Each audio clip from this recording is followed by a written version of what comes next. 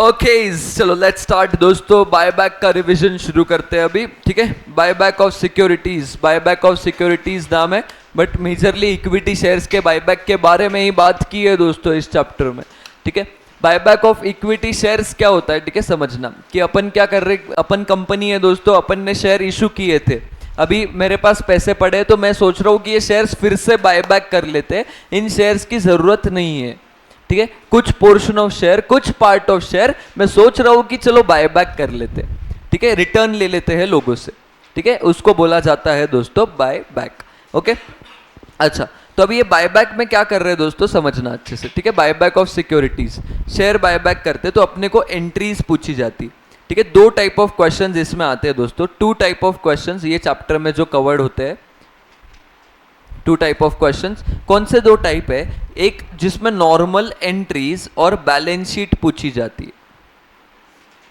ठीक है, ये एक टाइप ऑफ क्वेश्चन है। दूसरा टाइप ऑफ क्वेश्चन है दोस्तों जिसमें 3 टेस्ट कंडीशंस लगाने होते हैं। ठीक है, ये दो टाइप ऑफ क्वेश्चंस पूछे जाते हैं बायबैक में। ठीक है, एक एंट्रीज प्लस बैलेंस शीट वाला, दूसरा जिसमें 3 टेस्ट कंडीशंस लगाने पड़ते।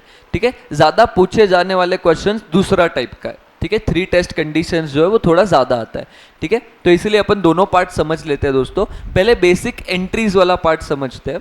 ठीक है, एंट्रीज दोस्तों इसके आसान है, एंट्रीज डिफिकल्ट नहीं है। ठीक है, बस एक चीज है इसके एंट्रीज में जो याद रखनी पड़ती है, एंड में जो तुमको करना होता है। ठीक है, CRR का कंसेप्ट होता है। ठीक है, अभी बताता हूं मैं तुमको क्या है। देखो अभी एंट्रीज में मैं शेयर्स बाय बैक कर रहा हूं, मैं शेयर्स क्या ले रहा हूं, रिटर्न ले रहा हूं। जब मैं शेयर्स इश्यू करता हूं तो अब मैं क्या करता हूं, शेयर कैपिटल क्रेडिट करता हूं, इक्विटी शेयर कैपिटल क्रेडिट किया जाता है। अभी मैं रिटर्न ले रहा हूं शेयर्स, तो इक्विटी शेयर कैपिटल को क्या किया जाएगा दोस्तों, डेबिट किया जाएगा। ठीक है, इक्विटी शेयर कैपिटल डेबिट किया जाएगा। ठीक है, और होता क्या है दोस्तों, जब बायबैक करते हैं तो थोड़ा प्रीमियम पे करते हैं, कंपनी ज्यादा पैसा देती।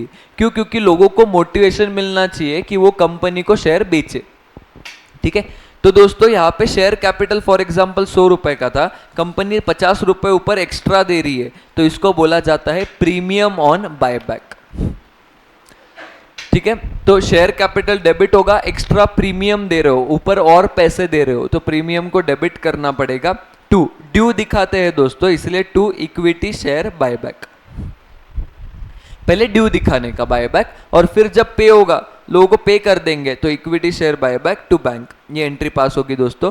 ठीक है, चेक कर लो, equity share buyback, equity share capital, premium on buyback to equity share buyback, और फिर बायबैक टू बैंक, ये एंट्री करी जाती है। देखो बायबैक करने में एक कंडीशन है जो कंपनीज एक्ट ने बोला है। कंपनीज एक्ट ने ऐसे बोला है कि अगर तुम बायबैक करना चाहते हो तो फुल्ली पेड अप शेयर्स का ही हो सकता है। तो क्वेश्चन में अगर शेयर्स फुल्ली पेड अप नहीं है तो एक तो क्वेश्चन ही बता देगा कि उनको फुल्ली पेड अप कर लो, अगर क्वेश्चन ने नहीं बताया तो ये तुमको करना पड़ेगा। ठीक है, तो अभी फुल्ली पेड अप करने के लिए क्या करना पड़ेगा, फाइनल कॉल मांगना पड़ेगा। ठीक है, तो फाइनल कॉल ड्यू करने की एंट्री आएगी दोस्तों, equity share final call account debit to equity share capital, और फिर फाइनल कॉल क्या कर लेंगे, रिसीव कर लेंगे, bank account debit to equity share final call. अभी बायबैक करने तो कैश लगता है, पैसे लगते हैं, तो बहुत बार कंपनी इन्वेस्टमेंट बेचती है, तो इन्वेस्टमेंट बेचने की भी एक नॉर्मल एंट्री आ जाएगी दोस्तों, bank account debit to investment. Profit में बेचा है तो पीएनएल क्रेडिट होगा, लॉस में बेचा है तो पीएनएल डेबिट होगा। ठीक है, और भी पैसे अगर चाहिए तो कंपनी कभी कभी प्रेफरेंस शेयर्स इशू करती है। ठीक है, प्रेफरेंस शेयर्स इशू करने की एंट्री आती है दोस्तों, bank account debit to preference share capital to securities premium. ठीक है, ये कुछ बेसिक एंट्रीज है दोस्तों जो मैंने तुम्हारे साथ डिस्कस की अभी। ठीक है, अभी एंड में 2 एंट्रीज है जो तुमको भूलनी नहीं है। ठीक है, ये 2 एंट्रीज दोस्तों विदाउट फेल करनी है। कौन सी 2 एंट्रीज है, पहली यहाँ पे बायबैक करते वक्त जो प्रीमियम दिया था, इस प्रीमियम को क्लोज करना पड़ता है। ये प्रीमियम अकाउंट जो डेबिट किया था, इस प्रीमियम को ट्रांसफर करना पड़ता है। तो इसके लिए कौन से अकाउंट का इस्तेमाल करोगे, तो इसको प्रीमियम को क्लोज करने के लिए दोस्तों सिक्योरिटीज प्रीमियम अगर होगा तो पहले वो यूज कर लेना। बैलेंस शीट में तुमको अगर सिक्योरिटीज प्रीमियम दिखाई दे रहा होगा तो तुम उसको यूज कर सकते हो। सिक्योरिटीज प्रीमियम के यूजेस में से एक यूज ये भी है। ठीक है, ये यूज करना अलाउड है, तो यहाँ पे तुम इसको यूज कर सकते हो दोस्तों। अच्छा, अगर नहीं है सिक्योरिटीज प्रीमियम तो जनरल रिजर्व या तो पीएनएल का इस्तेमाल कर लेना। ठीक है, जनरल रिजर्व और पीएनएल ये फ्री रिजर्व है, कोई रिजर्व नहीं रहे तो तुम कहीं भी इनका इस्तेमाल कर सकते हो। इसके बाद की इंपॉर्टेंट कंसेप्ट है दोस्तों CRR। जितना भी कैपिटल कम होता है, ठीक है, जितना भी कैपिटल कम होता है दोस्तों, उतने अमाउंट का CRR कैपिटल रिडेम्पशन रिजर्व बनाना पड़ता है। अभी ये कैपिटल रिडेम्पशन रिजर्व क्या है? ठीक है, देखो क्या होता है दोस्तों, अगर शेयर कैपिटल कम हो रहा है तो कंपनी में रिस्क बढ़ती है। ठीक है, रिस्क क्यों बढ़ रही है? क्योंकि ओनर्स का पैसा कम हो रहा है ना। ओनर लाइबिलिटी तो उतनी ही है बट ओनर्स का पैसा क्या हो रहा है? कम हो रहा है, तो कंपनी में रिस्क बढ़ती है। तो होता क्या है, कंपनीज एक्ट ने ये प्रोविजन लेके आया ताकि जितने से कैपिटल कम हुआ है उतने तुम्हारे रिजर्व्स रिस्ट्रिक्ट करके रखो, उतने तुम्हारे रिजर्व्स रिस्ट्रिक्ट करके रखो। ये CRR को क्योंकि ऐसे डिविडेंड बांट नहीं सकते। CRR का एक ही यूज है, इससे बोनस इशू हो सकता है बस। ठीक है, मतलब वो फिर से कैपिटल में ही जाने वाला है, तो उतना तुम कर सकते हो, ऐसे कंपनीज एक्ट ने अलाउ किया है। मतलब अगर तुम्हारा शेयर कैपिटल कम होता है तो तुम्हें CRR बनाना पड़ेगा। तो कितने का CRR बनता है दोस्तों, ये बहुत इंपॉर्टेंट है। कितने का CRR बनाना है? जितने से शेयर कैपिटल कम हुआ है। ठीक है, जितने से शेयर कैपिटल कम हुआ है उतने का CRR बनता है। मतलब देखो समझना, कभी कभी क्या होता है दोस्तों, मेरे को बायबैक करना है। ठीक है, तो मेरे को 100 रुपए इक्विटी शेयर कैपिटल का बायबैक करना है, तो मैंने 100 रुपए इक्विटी शेयर कैपिटल का बायबैक किया। बट ये बायबैक करने के लिए मैंने प्रेफरेंस शेयर कैपिटल इशू किया, पैसे चाहिए थे ना, तो मैंने 20 रुपए का प्रेफरेंस शेयर कैपिटल इशू किया। तो मेरा कैपिटल कितने से कम हुआ दोस्तों, चेक करना। कैपिटल 80 से ही कम हुआ तो CRR कितने का बनेगा? 80 रुपए का बनेगा। शेयर कैपिटल 100 से कम हुआ, प्रेफरेंस शेयर 20 से बढ़ा, तो नेट शेयर कैपिटल देखना 80 से ही कम हुआ है तो उतने का ही CRR बनेगा। ठीक है, तो जितने से शेयर कैपिटल कम हुआ है उतने का ही CRR बनेगा। अभी कुछ क्वेश्चंस में ना प्रेफरेंस शेयर्स पहले इशू कर दिए होते, मतलब वो बैलेंस शीट में देंगे, प्रेफरेंस शेयर कैपिटल ब्रैकेट में लिख दिया जाता है कि this shares were issued for buyback. अभी देखो जरूरी नहीं ना कि मेरा आज बायबैक है मैं वही डेट पे प्रेफरेंस शेयर्स भी इशू करूं, हो सकता है मैं प्रेफरेंस शेयर्स पहले इशू कर दूं, 1 महीने पहले, 2 महीने पहले।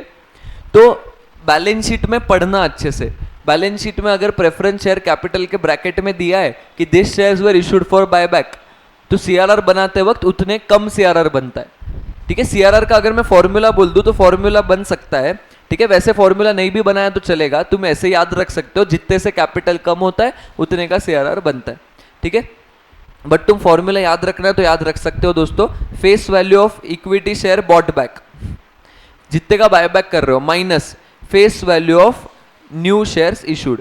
न्यू प्रेफरेंस शेयर्स इशू होते हैं कभी कभी, तो उसका फेस वैल्यू जो है वो माइनस करना। ठीक है, CRR में फेस वैल्यू ही कंसिडर होती है, हमेशा ध्यान रखना दोस्तों।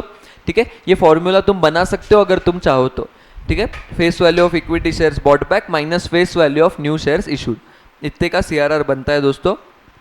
चेक कर लो, अपन ने लिखा था ऑलरेडी। एंट्री क्या होती है CRR बनाने की? फ्री रिजर्व्स का इस्तेमाल करना पड़ेगा। फ्री रिजर्व्स मतलब कौन से रिजर्व्स? जनरल रिजर्व्स या तो PNL। जनरल रिजर्व्स या तो PNL का इस्तेमाल करो और क्या बनाओ? CRR बनाओ, to capital redemption reserve, to CRR। ठीक है, ये चेक करो, ये चीज इंपॉर्टेंट थी दोस्तों। जब जर्नल एंट्रीज आता है तो इतना चीज पूछी जाती। अच्छा, कुछ जर्नल एंट्रीज है जो एक्स्ट्रा है। ठीक है, इनको भी बता देता हूं दोस्तों। कुछ जर्नल एंट्रीज है जो एक्स्ट्रा है, जो क्वेश्चन में पूछे जाते हैं। ठीक है, कौन से एंट्रीज है जल्दी से देख लो। एक तो प्रेफरेंस शेयर रिडेम्पशन की एंट्री। ठीक है, ये भी क्वेश्चन में कभी कभी पूछी जाती है कि प्रेफरेंस शेयर्स को रिडीम किया है, ऐसे बोलते हैं। अभी प्रेफरेंस शेयर्स को रिडीम करने की क्या एंट्री आती है दोस्तों? रिडीम मतलब ही प्रेफरेंस शेयर्स का कैपिटल लौटाना। तो जैसे बायबैक किए इनकी भी ऐसी ही है। ठीक है, बस इधर क्या होता है, प्रेफरेंस शेयर होल्डर्स को ड्यू दिखाते। तो यहाँ पे दोस्तों preference share capital debit, premium debit to preference share holders, और जितना पे कर रहे हो उतना preference share holders to bank. ध्यान रखना, अगर प्रेफरेंस शेयर का रिडेम्पशन है क्वेश्चन में तो इधर भी कैपिटल कम हो रहा है। ठीक है, इधर भी कैपिटल कम हो रहा है तो इधर भी कैपिटल कम होता है तो CRR बनता है। ठीक है, मतलब फॉर एग्जांपल ₹100 का बायबैक हुआ, ₹50 का प्रेफरेंशियल रिडीम हुआ, तो 100 और 50 कैपिटल 150 से कम हो गया तो 150 का सीआरआर बनेगा। ठीक है, ये ध्यान रखना। फिर इश्यू ऑफ बोनस शेयर्स की भी एंट्री आती है दोस्तों क्वेश्चंस में कभी कभी। इश्यू ऑफ बोनस शेयर्स में क्या आता है, एंट्री आती है दोस्तों, क्या एंट्री आती है इस केस में कि बोनस शेयर्स दे रहे हैं, तो अगर बोनस शेयर्स दे रहे हो तो कहां से बांटते हैं बोनस, पता है, रिजर्व से। तो रिजर्व्स का इस्तेमाल करना। सबसे पहले अगर बोनस का स्पेसिफिक रिजर्व कौन सा है, सीआरआर, वो पड़ा हो तो वो यूज कर लो।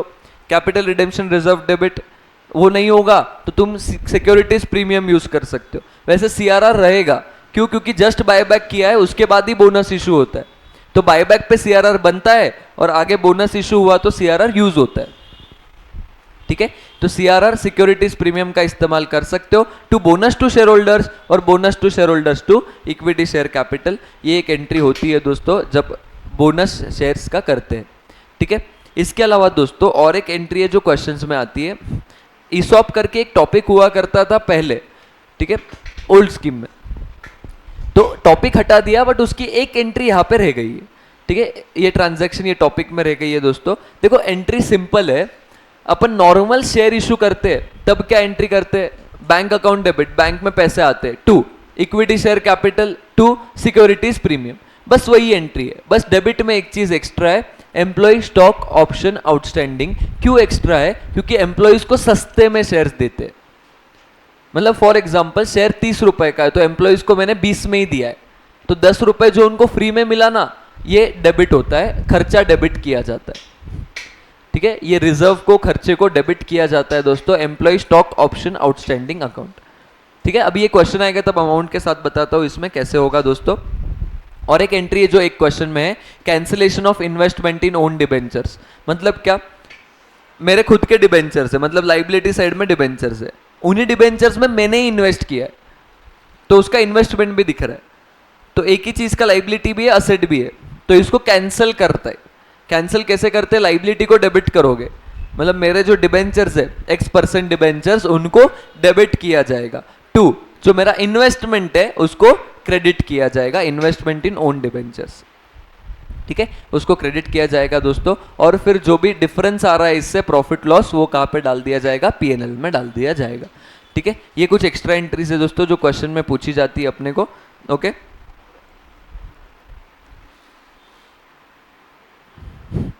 देख लो ये एंट्री समझ में आई क्या, अपन तुरंत इसका क्वेश्चंस देख लेते दोस्तों।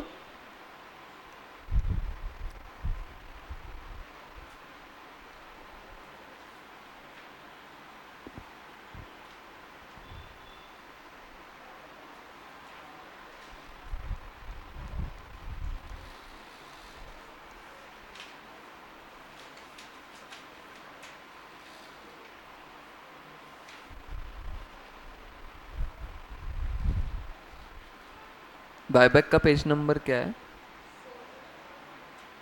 अच्छा हाँ, चलो बायबैक वाले पार्ट में दोस्तों देख लेते फटाफट। ओके, 4 है ना,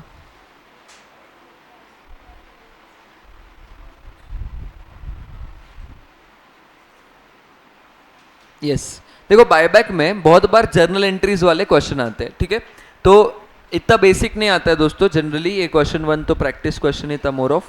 ठीक है, यहाँ पे क्वेश्चन 2 में तुम देखो प्रेफरेंस शेयर्स रिडेम्पशन की भी एंट्री है, कंपनी रिडीम्ड प्रेफरेंस शेयर्स ऐसे बोला है, तो प्रेफरेंस शेयर्स रिडेम्पशन की एंट्री आएगी क्वेश्चन 2 में, और बायबैक की एंट्री आएगी। प्रेफरेंस शेयर्स रिडेम्पशन की एंट्री अपन ने अभी अभी देखी, preference share capital premium to preference share holders और preference share holders to bank. Buyback की एंट्री भी अपने को पता है, इक्विटी शेयर कैपिटल डेबिट होगा, प्रीमियम ऑन बायबैक डेबिट होगा टू इक्विटी शेयर बायबैक और equity share buyback to bank. And में ध्यान रखना ये जो प्रीमियम डेबिट किए हैं इनको राइट ऑफ करना पड़ता है।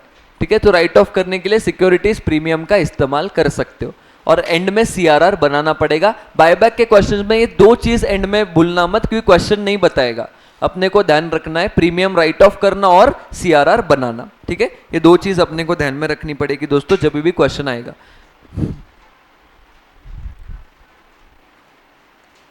देखो यहां पे बता रहा था दोस्तों मैं क्वेश्चन नंबर 3, क्वेश्चन 3 में तुम देख सकते हो दोस्तों, प्रेफरेंस शेयर्स के ब्रैकेट में दिया है issued 2 months back for purpose of buyback. तो ये 200 रुपए के प्रेफरेंस शेयर्स बायबैक के लिए ही इशू किए थे। तो ये क्यों दी ये लाइन, ये सीआरआर बनाते वक्त ध्यान रखना। अभी देखो अपन कितने अमाउंट का बायबैक कर रहे हैं। Company passed resolution to buyback 20% of capital. देखो अब मेरा इक्विटी शेयर कैपिटल कितना है दोस्तों, 2500 का, इसका 20% मतलब 500, मैं 500 इक्विटी शेयर कैपिटल का बायबैक कर रहा हूं, ठीक है। फेस वैल्यू 500 फेस वैल्यू का बायबैक कर रहा हूं, तो मेरा 500 से इक्विटी शेयर कैपिटल कम हो रहा है, बट 200 से प्रेफरेंस शेयर कैपिटल बढ़ रहा है, ठीक है। मतलब बढ़ गया है पहले, बट उसके लिए तो इशू किया था, ठीक है। तो मेरा सीआरआर कितने अमाउंट का बनाऊंगा दोस्तों, 300 का बनाऊंगा, ठीक है। मैं सीआरआर जो बनाऊंगा वो 300 रुपीज का बनाऊंगा, ठीक है, ये ध्यान रखना।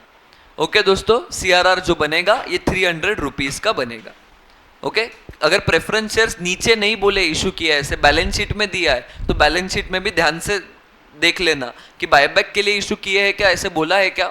अगर वैसे बोला होगा तो सीआरआर बनाते वक्त उनको भी कंसिडर करेंगे, ठीक है। उतना अमाउंट माइनस कर दो, बचे हुए अमाउंट का ही सीआरआर बनाओ। ओके, चेक कर लो दोस्तों, ये इसके बारे में था दोस्तों। ये देखो अभी ये वाला क्वेश्चन है, क्वेश्चन 4। क्वेश्चन 4 में इन्वेस्टमेंट इन ओन डिबेंचर्स वाला पार्ट है।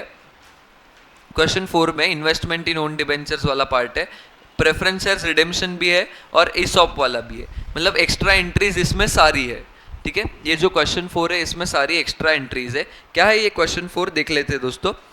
कंपनी ने प्रेफरेंस शेयर्स रिडीम किए, पहले तो उसकी एंट्री आएगी, रिडेम्पशन ड्यू दिखाना है to preference share holders to bank. फिर ये investment in own debentures 2 lakh के थे, जिनकी डिबेंचर्स की फेस वैल्यू कितनी थी, 2,20,000, तो लाइबिलिटी 2,20 की थी।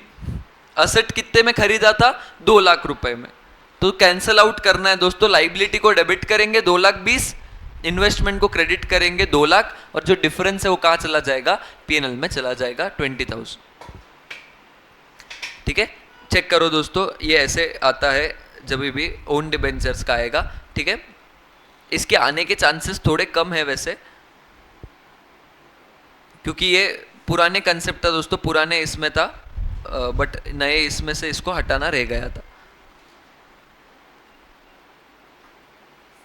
ओके, चेक कर लो दोस्तों, ये एंट्री आएगी 10% debentures debit, investment debit to profit on cancellation of own debentures. Okay, ये एंट्री आएगी। फिर नेक्स्ट एंट्री दोस्तों, नेक्स्ट एंट्री देखो क्या है, ईसॉप वाली, ठीक है। अभी ईसॉप वाली क्या एंट्री दोस्तों, company had 1 lakh stock option outstanding, employees को 20 रुपए में दिया है, शेयर कितने का है दोस्तों, 30 रुपए का है, तो 30 रुपए की चीज एम्प्लॉय को कितने में दी है, 20 रुपए में दी, मतलब कितने के डिस्काउंट में, 10 रुपए के। देखो ये एक्चुअल डिस्काउंट नहीं होता है, ठीक है, ये जो ये शेयर डिस्काउंट में इशू नहीं हो रहा है, मार्केट प्राइस से कम में दे रहे, ठीक है, ये ध्यान रखो। तो अभी इसकी एंट्री कैसे होगी, देखो जब भी आएगा पर शेयर एंट्री सोच लेना, ठीक है। पर शेयर क्या एंट्री है, बैंक में पैसे आएंगे, ठीक है, बैंक में पैसे आएंगे, क्यों, क्योंकि एम्प्लॉइज को 20 रुपए तो ले ही रहे अपन, तो पर शेयर 20 रुपए आएंगे, जितना अपन उनको डिस्काउंट दे रहे वो डेबिट होगा दोस्तों, एम्प्लॉय स्टॉक ऑप्शन आउटस्टैंडिंग नाम से 10 रुपए। 2 इक्विटी शेयर कैपिटल, कितने फेस वैल्यू का शेयर है, 10 रुपए का, तो इक्विटी शेयर कैपिटल 10 रुपए। 2 सिक्योरिटीज प्रीमियम, कितने का शेयर इशू किया उनको, 30 रुपए का, तो 30 रुपए का शेयर इशू किया था, 10 रुपए फेस वैल्यू थी, तो 20 रुपए क्या था उसमें से, सिक्योरिटीज प्रीमियम था। ये पर शेयर एंट्री आएगी दोस्तों, चेक कर लेना, ठीक है। ये पर शेयर एंट्री, इसको बस नंबर ऑफ शेयर से मल्टीप्लाई करना है, ठीक है, चेक कर लो, ठीक है। नॉर्मल शेयर इशू के एंट्री जैसा ही है दोस्तों,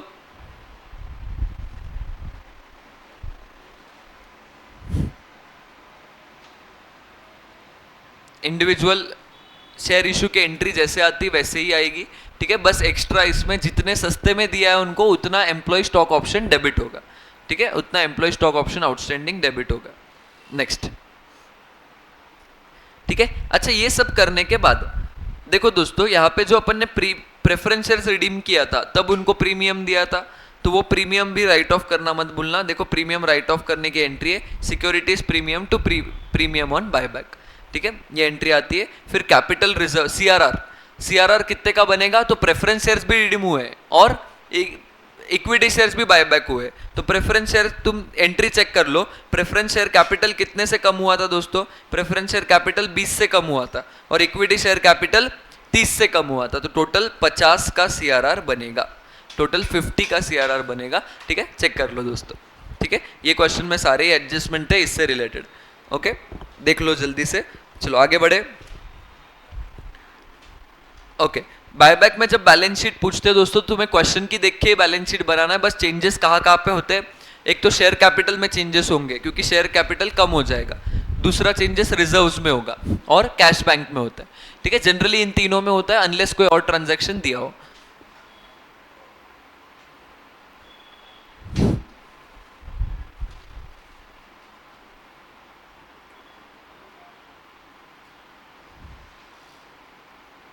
ओके, चलो अभी मेन पार्ट करने जा रहे हैं दोस्तों, जिस पे क्वेश्चंस आते हैं ज्यादा, टेस्ट। ठीक है, 3 टेस्ट कंडीशंस, ये कंडीशंस बहुत इंपॉर्टेंट है दोस्तों, इस पे क्वेश्चन ज्यादा आते हैं। इसका खासकर ना बहुत बार परसेंट याद नहीं रहता है स्टूडेंट्स को। ठीक है, मतलब एग्जाम में जाके भूल जाते हैं, ऐसे ना हो, तो इसलिए परसेंट अच्छे से ध्यान में रखना चाहिए, तो अलग से लिख के कहीं तो चिपका देना रूम में। ठीक है, ये परसेंट अच्छे से ध्यान में रखना दोस्तों। देखो क्या है, 3 टेस्ट है, पर परसेंट एक अच्छा है कि अलग अलग नहीं है, सिर्फ 25% ही है, एक ही है, और पूरे अकाउंट्स में परसेंट बस 2 जगह पे याद रखने, एक बायबैक के केस में और दूसरा बता सकते हो डिविडेंड। ठीक है, डिविडेंड कितना बांटना है उसके भी कंडीशंस है financial statement of companies chapter में। ठीक है, उसका एक क्वेश्चन है। ठीक है, वो भी पूछा गया है एक बार पास्ट ईयर में। चलो तो चेक करो दोस्तों कंडीशंस क्या है। पहला कंडीशन है नंबर ऑफ शेयर से रिलेटेड। ठीक है, पहला कंडीशन है नंबर ऑफ शेयर से रिलेटेड कि जितने भी नंबर ऑफ शेयर्स है उनका 25% इतना ही नंबर बायबैक कर सकते हो, उतना ही नंबर बायबैक कर सकते हो। ठीक है, मतलब अगर मेरे 100 शेयर्स इशूड है तो 100 शेयर्स में से 25% मतलब 25 शेयर्स का ही मैं बायबैक कर सकता हूं। दूसरा जो कंडीशन है वो अमाउंट से रिलेटेड है कि बायबैक के लिए कितने अमाउंट का इस्तेमाल करूं। तो कहां कितने अमाउंट का इस्तेमाल करोगे दोस्तों, तो उन्होंने बोला है पेड अप शेयर कैपिटल, उन्होंने बोला है paid up share capital plus free reserves plus securities premium. ठीक है, share capital plus free reserves plus securities premium, इन सबको जोड़ दो। ठीक है, अभी पेड अप शेयर कैपिटल बोला है तो क्या प्रेफरेंस भी लू उसमें, उसमें प्रेफरेंस को भी लिया जाता है। ठीक है, इक्विटी प्रेफरेंस दोनों आते हैं दोस्तों, equity preference paid up share capital में दोनों आ जाएंगे, फ्री रिजर्व्स भी आएंगे और सिक्योरिटीज प्रीमियम भी आएगा। ठीक है, देखो सिक्योरिटीज प्रीमियम ये फ्री रिजर्व नहीं है बट उसको भी इंक्लूड करेंगे। ठीक है, तो ये 3 चीजों की टोटल करो, इसका 25% करो, इतना अमाउंट होना चाहिए बायबैक का। ठीक है, इतना अमाउंट हो सकता है बायबैक का, मतलब समझना दोस्तों, मेरा तीनों की टोटल अगर मैंने की तो 300 आई। ठीक है, तो इसका 25%, इसका 25% होता है 75, तो मेरे बायबैक का अमाउंट इतना हो सकता है। तो मेरे को अगर नंबर ऑफ शेयर्स निकालने हैं तो मैं क्या करूंगा, ये अमाउंट को डिवाइड बाय इशू प्राइस कर दूंगा। मैं एक शेयर कितने में इशू कर रहा हूं, एक शेयर कितने में बायबैक कर रहा हूं, सॉरी बायबैक प्राइस से डिवाइड कर दो, तो नंबर ऑफ शेयर्स कितने बायबैक कर सकते हो वो आ जाएगा। ठीक है, ये 2 कंडीशंस तो इजी है दोस्तों। मेन गेम जो होता है वो आखिरी कंडीशन में होता है। आखिरी कंडीशन है दोस्तों डेट इक्विटी रेशियो टेस्ट। ठीक है, डेट इक्विटी रेशियो टेस्ट क्या बोलता है दोस्तों कि बायबैक करने के बाद, ठीक है, बायबैक करने के बाद तुम्हारा जो इक्विटी का पोर्शन है, ठीक है, तुम्हारा जो इक्विटी का पोर्शन है वो डेट के हाफ से कम नहीं होना चाहिए। ठीक है, मतलब समझो डेट फॉर एग्जांपल 100 है, उसका आधा कितना होता है 50, तो मेरा इक्विटी 50 से कम नहीं होना चाहिए बायबैक के बाद। अच्छा, इक्विटी मतलब क्या, तो इक्विटी में क्या क्या आता है देखो दोस्तों, paid up capital free reserve securities पे, मतलब जो ऊपर था कंडीशन 2 में जितना था ना बस उतना ही। ठीक है, कंडीशन 2 में जितना था उतनी ही चीज है, तो कैपिटल फ्री रिजर्व्स और सिक्योरिटीज प्रीमियम इन सबको जोड़ दो। ठीक है, ये इक्विटी वाला पार्ट है। तो बायबैक करने के बाद डेट का हाफ इक्विटी होना चाहिए। तो अभी इसके लिए दोस्तों समझना, बायबैक में इक्विटी कहां कहां यूज होता है। बायबैक करने से सबसे पहले शेयर कैपिटल कम होता है, जितना प्रीमियम देते हैं बायबैक करने को उतना प्रीमियम रिजर्व्स यूज होते हैं, क्योंकि प्रीमियम कहां से राइट ऑफ करते? रिजर्व से। और अपन एंड में क्या बनाते? सीआरआर बनाते। सीआरआर से भी फ्री रिजर्व्स यूज होता है ना, तो इक्विटी 3 जगह यूज होता है। ठीक है, तो देखो एक सिंपल इक्वेशन मैंने तुमको सिखाया है। ठीक है, मॉड्यूल में काफी अलग इक्वेशन बनाते हैं, बट मैंने तुमको एकदम सिंपल इक्वेशन सिखाया है दोस्तों, कि फॉर एग्जांपल मेरा इक्विटी अभी 100 है और बायबैक करने के बाद ये 70 से नीचे नहीं होना चाहिए। ठीक है, ऐसे आया है। ठीक है, 70 कहां से आता है? फॉर एग्जांपल मेरा डेट 140 है, तो डेट का आधा कितना होता है? 70। मतलब मेरा इक्विटी 70 से कम नहीं होना चाहिए। तो मैं 100 में से दोस्तों मैक्सिमम कितना यूज कर सकता हूं? 30। ठीक है, अभी कहां यूज हो सकता है वो समझना। सबसे पहले कभी भी ऐसा डेट इक्विटी टेस्ट लगा रहे हो तो let face value of shares bought back, let face value of shares bought back be X. हमेशा जितने फेस वैल्यू का बायबैक कर रहे हो उसको क्या अज्यूम कर लो? एक्स। तो 100 में से ये यूज होगा। बायबैक करोगे तो इक्विटी कम हो जाएगा। इतने ही अमाउंट का क्या बनाते हैं अपन? सीआरआर। जितने फेस वैल्यू का बायबैक किया है उतने ही अमाउंट का क्या बनता है? सीआरआर बनता है। तो उतना भी माइनस हो जाएगा। ठीक है, उतना अमाउंट भी माइनस हो जाएगा और जितना भी प्रीमियम रहेगा। ठीक है, मतलब क्या? फॉर एग्जाम्पल 30 रुपए बायबैक प्राइस है, फेस वैल्यू 10 है, तो प्रीमियम कितना है? 20 रुपए का, मतलब फेस वैल्यू का डबल। अगर बायबैक प्राइस 20 है तो फेस वैल्यू 10, प्रीमियम 10, जितना फेस वैल्यू उतना ही प्रीमियम। ठीक है, तो देखो फॉर एग्जांपल दोस्तों बायबैक प्राइस जो है वो 30 रुपीज है, तो मैं प्रीमियम कितना भर रहा हूं? कितना प्रीमियम दे रहा हूं एक्स्ट्रा? 20 रुपए। ठीक है, तो फेस वैल्यू का प्रीमियम कितना है? डबल है, तो यहाँ पे प्रीमियम में 2x अमाउंट यूज हो जाएगा। तो ये सब करने के बाद 70 रुपए बचने चाहिए। ठीक है, तो तुम्हें 3 चीजें माइनस करनी। क्या? एक शेयर कैपिटल जो बायबैक हो रहा है, एक सीआरआर, उतने ही अमाउंट का सीआरआर बनता है, और तीसरा premium. Premium question to question बदल सकता है, बायबैक प्राइस कितनी है उस पे आएगा। ठीक है, तो प्रीमियम का अमाउंट माइनस करना। ये 3 चीजें माइनस करोगे तो कितना बचना चाहिए? मिनिमम इक्विटी डेट का आधा, उतना बचना चाहिए। ये तीसरी कंडीशन है दोस्तों। ये सॉल्व करोगे तो एक्स की वैल्यू निकल के आएगी कि इतने फेस वैल्यू का बायबैक कर सकते, तो उसको पर शेयर फेस वैल्यू से डिवाइड कर लो तो नंबर ऑफ शेयर्स आ जाएंगे जितना बायबैक कर सकते हो। ठीक है, नंबर ऑफ शेयर्स आ जाएंगे जितना बायबैक कर सकते हो। डेट में क्या लेना है दोस्तों? Secured, unsecured, long term, short term, सब डेट लेना रहता है। ठीक है, क्वेश्चन में अगर करंट लाइबिलिटी दिया है और उसका बाइफर्केशन नहीं दिया है तो उसको भी कंसिडर करते।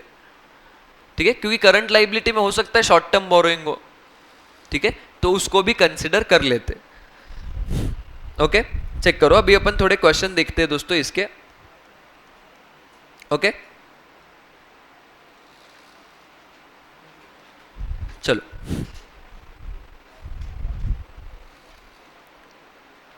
एक बार क्वेश्चन नंबर 6 पे आ जाना दोस्तों। ऐसे टाइप के क्वेश्चन ना एग्जाम में भी आ जाते हैं। ठीक है, क्वेश्चन नंबर 6 ऐसे टाइप के क्वेश्चन एक बार एग्जाम में भी आ जाते हैं। एक बार ये क्वेश्चन पे आ जाना।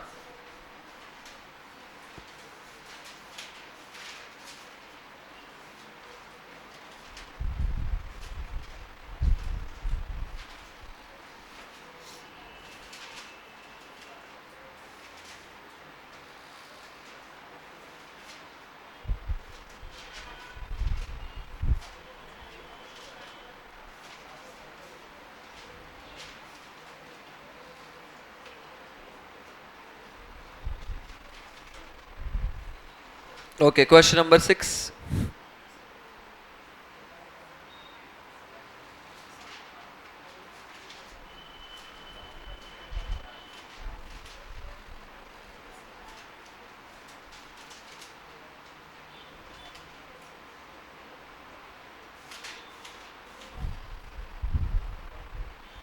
यस, चलो देखो ये क्वेश्चन में क्या बोला है दोस्तों। ठीक है, ये क्वेश्चन में अपने को बोला है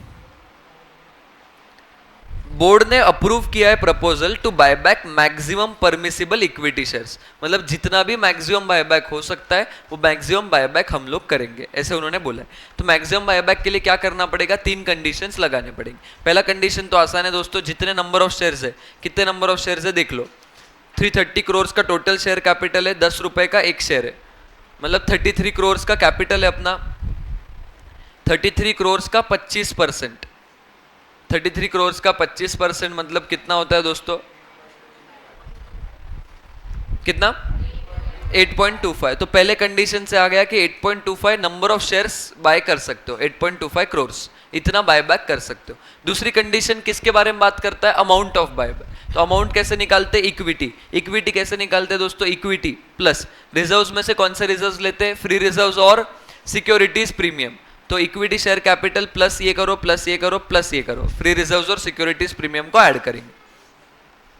तो इन सबको ऐड करोगे दोस्तों तो कितना आएगा, 750। इसको बोलते हैं इक्विटी, ठीक है। 750 की इक्विटी है दोस्तों। इसके लिए कितना अमाउंट यूज कर सकते हो पता है, बायबैक के लिए 25%। तो इसका 25% होता है दोस्तों 187.5 करोड़। इतना अमाउंट हो सकता है, पर मेरे को नंबर चाहिए। तो क्या करूंगा दोस्तों, बायबैक की प्राइस देख लो। उन्होंने बोला है प्रिवेलिंग मार्केट प्राइस 25 है और हम ऑफर करना चाहते हैं 20% ऊपर। तो 25 प्लस 20% मतलब 30 रुपीज अपन ऑफर कर रहे हैं। तो एक शेयर 30 का है, तो 187.5 divide by 30, 6.25 crore share number of share buyback कर सकते हैं दूसरे कंडीशन से। ये पहला कंडीशन, ये दूसरा कंडीशन चेक कर लो। पहले दोनों कंडीशंस तो इजी है, ठीक है। पहले में नंबर है, दूसरे में अमाउंट के लिए क्या करना है, equity share capital, preference share capital, reserves free वाले और सिक्योरिटीज प्रीमियम, इन सबको जोड़ लो, उसका 25%। इतना तुम अमाउंट बायबैक के लिए यूज कर सकते हो। अभी तीसरी कंडीशन, तीसरी कंडीशन क्या बोलता है दोस्तों, कि तुम्हारा जो लोन फंड्स देखो कितना है 1800, ठीक है। तो 1800 का क्या कर देना दोस्तों, आधा। मतलब मेरा इक्विटी कितना होना चाहिए बायबैक के बाद, 900। मेरा अभी इक्विटी कितना है, देखो अपन ने निकाला था अभी अभी, इक्विटी कितना था मेरा 750। अभी 750 है, बायबैक के बाद 900 होना चाहिए। बायबैक के बाद बढ़ेगा कैसे, बायबैक के बाद तो कमी होता है हमेशा, तो बायबैक पॉसिबल ही नहीं, ठीक है। इक्विटी बायबैक के बाद तो हमेशा कम ही होता है, तो 750 से कम ही होगा, बढ़ेगा नहीं। तो इधर बायबैक पॉसिबल नहीं है। इसलिए उन्होंने क्या पूछ लिया है, देखो उन्होंने बोला है कि लोन फंड 1200 होते या 1500 होते, फिर भी बता दो कितना बायबैक होता। तो लोन फंड अगर 1500 होते दोस्तों, तो 1500 का आधा कितना होता है, 750। बायबैक के बाद इक्विटी कितना होना चाहिए, 750। अभी कितना है, 750। मतलब 1 रुपए भी मेरे पास स्कोप नहीं है, ठीक है। मैं बायबैक इस केस में भी कर नहीं सकता। तो लास्ट केस ले लेते कि 1200 करोड़ का अगर मेरा लोन है, तो उसका आधा होता है 600। मतलब बायबैक के बाद मेरा इक्विटी कितना होना चाहिए, 600 तो भी होना चाहिए। तो अभी 750 दोस्तों, देखो इक्वेशन कैसे बनेगा। अभी 750 है, 750 में से 3 जगह यूज होगा। Let face value of shares bought back be X. तो जितने फेस वैल्यू का बायबैक किया है वो माइनस होगा इक्विटी से।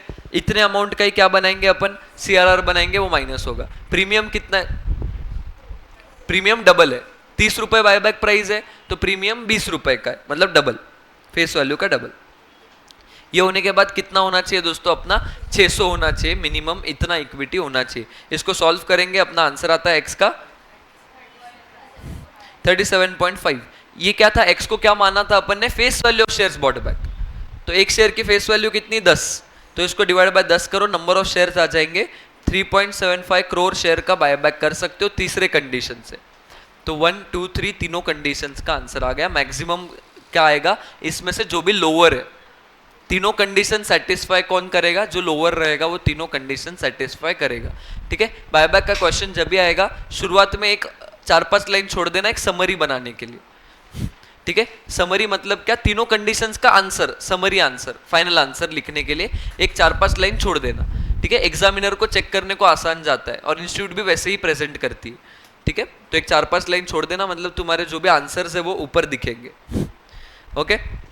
अच्छा, एक दो क्वेश्चन जो दोस्तों थोड़े अलग है बायबैक में, क्या है, ठीक है। देखो कंडीशंस तो हर क्वेश्चन में ऐसे ही लगाने, कंडीशंस में कुछ अलग नहीं है।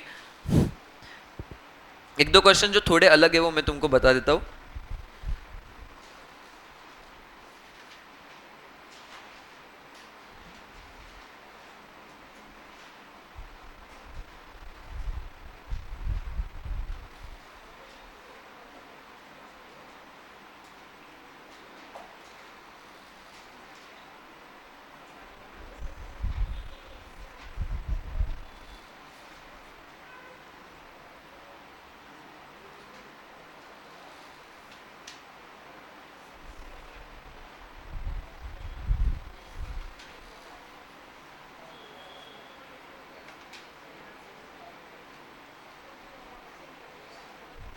पास्ट ईयर के क्वेश्चन 6 पे आना दोस्तों, दिसंबर 21, ठीक है। पास्ट ईयर के क्वेश्चन 6 पे आ जाना, दिसंबर 21 का क्वेश्चन है, ठीक है।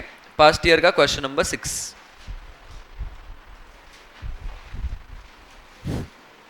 चलो पास्ट ईयर का क्वेश्चन नंबर 6 पे आना दोस्तों।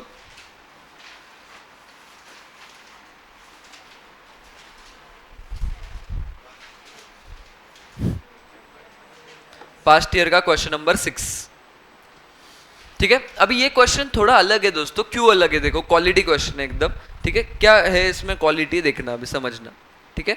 देखो क्वेश्चन में इक्विटी शेयर्स भी है, प्रेफरेंस शेयर्स भी है, ठीक है। क्वेश्चन में दोनों चीजें, फिर रिजर्व्स वगैरह अपने को दिए हुए, ठीक है। नीचे देखना, सबसे पहले बोला है company redeemed preference shares at a premium of 10% on 1 अप्रैल, ठीक है। 1 अप्रैल को क्या हुआ है, कंपनी ने प्रेफरेंस शेयर्स रिडीम किए, ठीक है। अभी प्रेफरेंस शेयर्स रिडीम की एंट्री 1 अप्रैल को आएगी। रिडेम्पशन की क्या एंट्री आती है दोस्तों? Preference share capital debit, premium debit to preference share holders, और फिर preference share holders to bank. Premium पे रिडीम कर रहे 10% के, मतलब क्या? पहली एंट्री आएगी दोस्तों preference share capital premium to preference share holders 240, इनको 24 का प्रीमियम दे रहे और 264, बराबर। अभी देखो अगला जो ट्रांजैक्शन दिया है ये 2 अप्रैल को दिया है बायबैक का, ठीक है। मतलब 1 अप्रैल की तारीख खत्म हो गई है, तो 1 अप्रैल को ये प्रीमियम भी मैं क्लोज कर देता हूं दोस्तों। 1 अप्रैल को सिक्योरिटीज प्रीमियम है क्या मेरे पास? है। सिक्योरिटीज प्रीमियम 24 का यूज कर लूंगा, securities premium 24 debit to premium 24, और सीआरआर बनाना पड़ेगा। कितने का सीआरआर बनाएंगे दोस्तों? फ्री रिजर्व्स का इस्तेमाल करेंगे, ठीक है। अपन जनरल रिजर्व यूज कर लेते हैं। जनरल रिजर्व डेबिट कितने का दोस्तों? 240 का टू सीआरआर 240। 1 अप्रैल को ये 3 इफेक्ट्स हो गए। देखो दोस्तों 1 अप्रैल को ये चीज होने के बाद 2 अप्रैल को बायबैक हुआ है। अगर बायबैक भी 1 अप्रैल को होता तो सेम डे पे हो रहा था, फिर मतलब अपने को चेंजेस नहीं करने पड़ते। बट अभी क्या हो रहा है समझना, ठीक है। अभी ये ट्रांजैक्शंस दोस्तों 1 अप्रैल को होने के वजह से, ठीक है, 1 अप्रैल को ये ट्रांजैक्शंस होने के वजह से क्या फर्क पड़ रहा है? 1 अप्रैल को ये ट्रांजैक्शंस होने की वजह से ये तो 0 हो गया, प्रेफरेंस शेयर कैपिटल पूरे चले गए। जनरल रिजर्व में से 240 कम हो गया, क्यों? सीआरआर के लिए यूज हुआ है। तो कितना जनरल रिजर्व बचा है? 385 का जनरल रिजर्व बचा है, और यहां से 24 कम हो गया क्योंकि प्रीमियम राइट ऑफ किया था। कितने का? ये बच रहा है अभी 28, ये बच रहा है अभी 28, ठीक है। देखो अभी ये रिवाइज्ड फिगर्स आ गए दोस्तों। अभी ये रिवाइज्ड फिगर्स के साथ बायबैक का कैलकुलेशन होगा, ठीक है। अभी देखो उन्होंने क्या बोला है दोस्तों, 2 अप्रैल को बायबैक किया है मैक्सिमम परमिसिबल शेयर्स का, ठीक है। तो मैक्सिमम परमिसिबल शेयर्स कितने हैं दोस्तों? तो इक्विटी शेयर्स मेरे कितने देख लो, चलो देख लेते हैं। 78 लाख शेयर्स है, अपन तीनों कंडीशंस लगाते हैं फिर से। 78 लाख शेयर्स का 25%, 19.5 लाख, ये फर्स्ट कंडीशन के हिसाब से आया। सेकंड कंडीशन में क्या लेते हैं अपन? Equity shares, preference shares, free reserves और securities premium.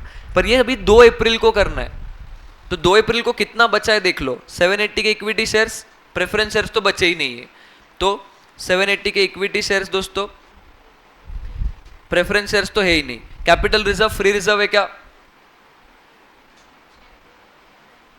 Capital reserve free reserve नहीं होता है। फ्री रिजर्व में जनरल रिजर्व और पीएनएल ही आता है, ठीक है। जनरल रिजर्व है 385, पीएनएल है दोस्तों 148, ये फ्री रिजर्व आ गए। सिक्योरिटीज प्रीमियम भी अपन लेते हैं इसमें, सिक्योरिटीज प्रीमियम भी ऐड करेंगे। ये मेरा इक्विटी का पोर्शन आएगा।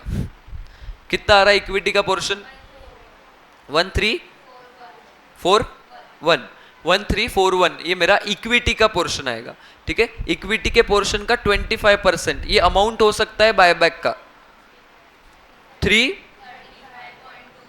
335.25 लाख, ये बायबैक का अमाउंट हो सकता है। पर शेयर बायबैक प्राइस कितनी दी है क्वेश्चन में? एट 30 रुपए बायबैक प्राइस है, तो इसको डिवाइड बाय 30 करो, नंबर आ जाएगा 11.175।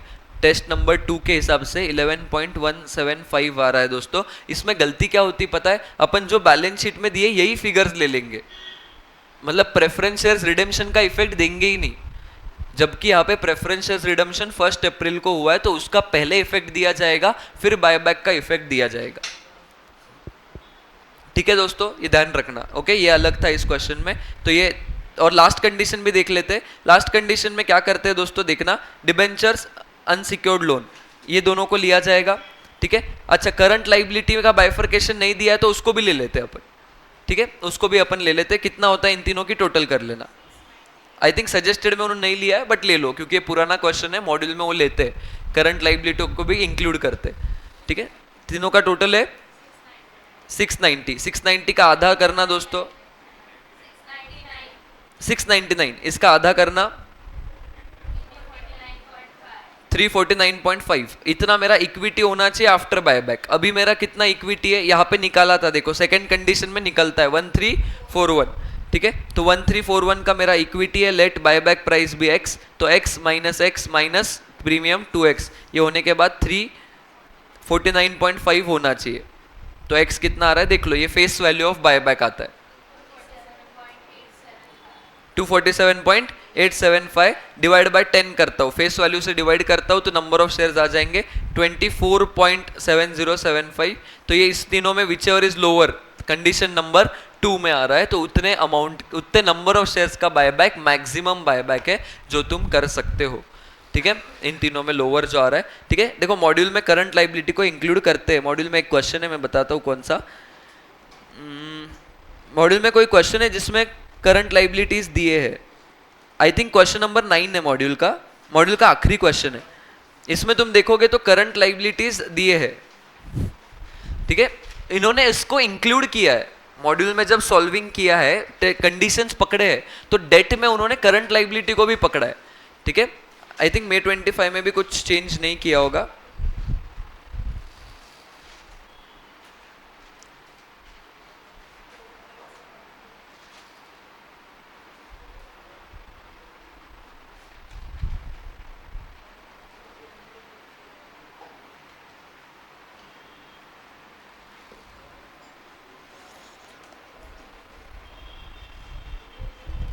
मॉड्यूल का आखिरी क्वेश्चन था दोस्तों, देख लेते एक बार।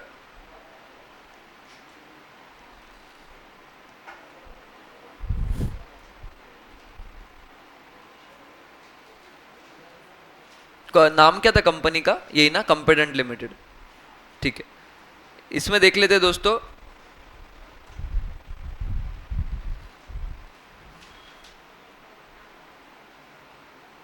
कंडीशंस कहाँ लगाए इन्होंने, ये रहे। ठीक है, लोन फंड्स में तुम देखो करंट लाइबिलिटीज इन्होंने ऐड की है ना, लोन फंड्स में इन्होंने करंट लाइबिलिटीज को लिया हुआ है, तो मॉड्यूल में वो लोग लेते हैं। तो अगर करंट लाइबिलिटी का बाइफर्केशन नहीं दिया है तो फिर ले लो। ठीक है, तो फिर ले लो, मॉड्यूल में वो लोग लेते हैं। ओके, तो ये था दोस्तों बायबैक में बस इतनी चीज़ें जो अलग है। ठीक है, बाकी ऐसा कुछ अलग नहीं है बायबैक में, इजी होता है बायबैक, कंडीशंस अच्छे से लगाना, 25% और डेट इक्विटी 2:1। ठीक है, डेट का आधा इक्विटी होना चाहिए, ये ध्यान रखना बायबैक के बाद। तो अपना सिंपल सा इक्वेशन बनता है, 3 बार चीज़ें माइनस करनी है, एक्स तो 2 बार, ये तो फिक्स है। प्रीमियम डिपेंड करेगा प्राइस पे। ठीक है, हमेशा 2x नहीं आएगा। ठीक है, वो प्राइस पे डिपेंड करेगा। ठीक है, ध्यान रखना। तो इतना ही दोस्तों बायबैक में, उसके एंट्रीज वगैरह भी अपन ने रिवाइज कर ली। ठीक है, बैलेंस शीट बनाने को आया तो क्वेश्चन देख देख के बनाना है, बस कुछ जगह पे चेंजेस होंगे। ठीक है, तो ये था दोस्तों बायबैक के बारे में। बायबैक का रिवीजन भी खत्म होता है। थैंक यू सो मच दोस्तों।